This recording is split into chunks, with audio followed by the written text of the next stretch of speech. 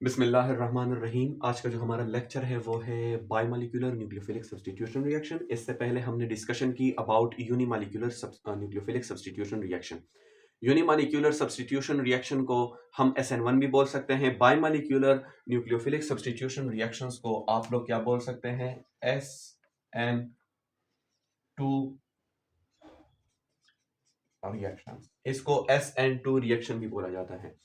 अब ये बात हमेशा याद रखिएगा कि बायोमोलिक्यूलर और यूनिमोलिक्यूलर यानी SN1 और SN2 में जो बेसिक डिफरेंस है वो किस चीज का है? वो स्टेप्स का है। SN1 रिएक्शन जो होता है वो बेसिकली होता है 2 स्टेप रिएक्शन, लेकिन ये जो बायोमोलिक्यूलर न्यूक्लियोफिलिक सब्स्टिट्यूशन रिएक्शन होता है यानी SN2, ये कितने स्टेप का रिएक्शन होता है? ये होता है basically 1 step reaction. It is basically 1 step reaction. अब होता क्या है?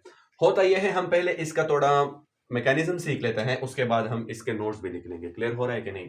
होता क्या है? पहली बात हमेशा आप ये याद रखिएगा कि जो SN2 रिएक्शन होते हैं ये बेसिकली यूजुअली ये होते हैं नॉन पोलर मीडिया में, और ये बायोमोलिक्यूलर न्यूक्लियोफिलिक सब्स्टिट्यूशन रिएक्शन अक्सर कौन से अल्काइल हैलाइड में होते हैं? प्राइमरी अल्काइल हैलाइड में। क्लियर हो रहा है कि नहीं? अब हम थोड़ा इसका मैकेनिज्म सीख लेते हैं, उसके बाद हम इस पर बात करेंगे। इसका नोट्स आपको मैं लिख लूंगा, फिर आप लोग वहां से नोट कर लें। इसमें होता क्या है? मैंने लिखा कि ये 1 स्टेप रिएक्शन है। फॉर एग्जांपल मेरे पास है, ये एक है nucleophile. Suppose this is a nucleophile. इस न्यूक्लियोफाइल ने किसके साथ सब्स्टिट्यूशन करना है? अल्काइल हैलाइड सपोज मैं ले लेता हूं। फॉर एग्जांपल मेरे पास है सपोज मेरे पास है कार्बन, ये है हाइड्रोजन, हाइड्रोजन, हाइड्रोजन, और यहां पर है Cl। क्लियर हो गया कि नहीं?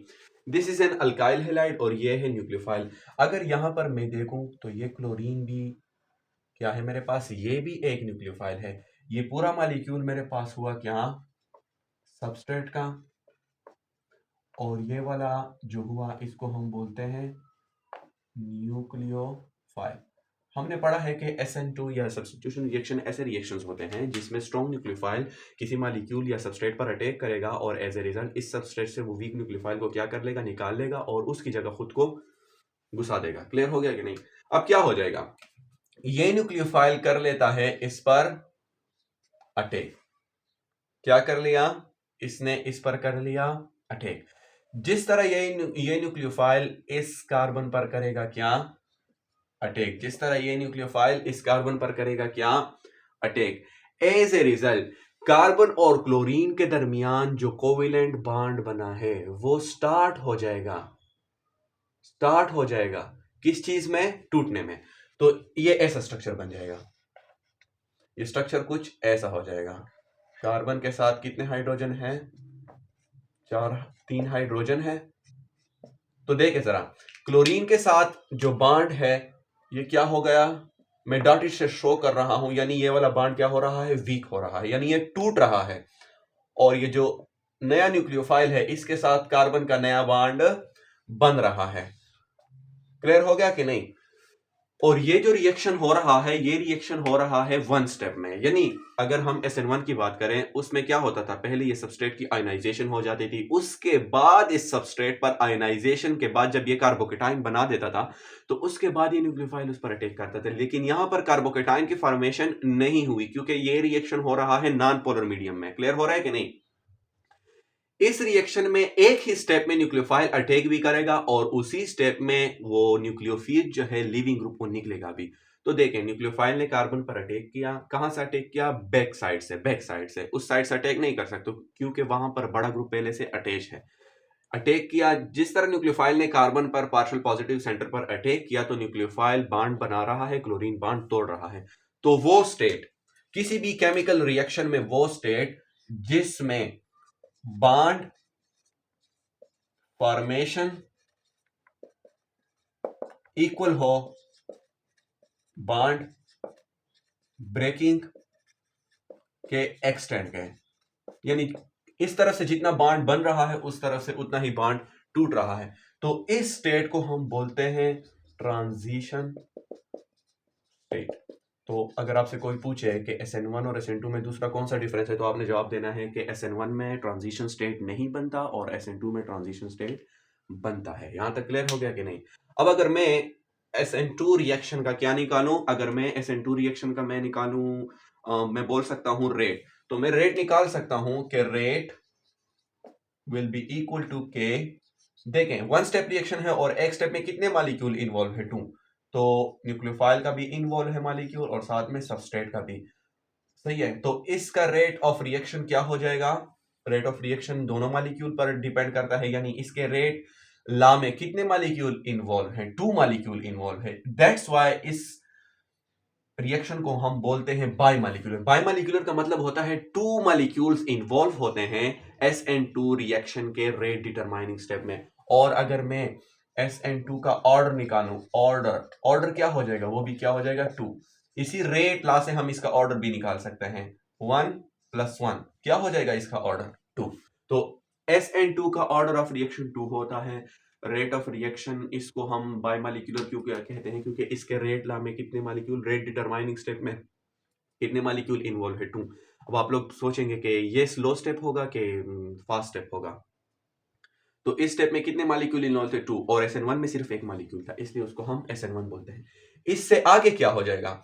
इससे आगे ये हो जाता है कि इससे आगे फिर ये हो जाएगा कि ये स्टेट क्या हो जाएगा? ये स्टेज बहुत हाई एनर्जी स्टेट होता है। Transition state is basically a high energy state, और ये ऐसे ही रह नहीं सकता, इसको खत्म होना होगा। तो इसके बाद ये क्लोरीन क्या हो जाएगा? निकल जाएगा, क्योंकि कार्बन कितने बांड नहीं बना सकता? वो 5 बांड नहीं बना सकते। यहाँ पर कार्बन ने कितने बांड बनाए? 5 बनाए हैं।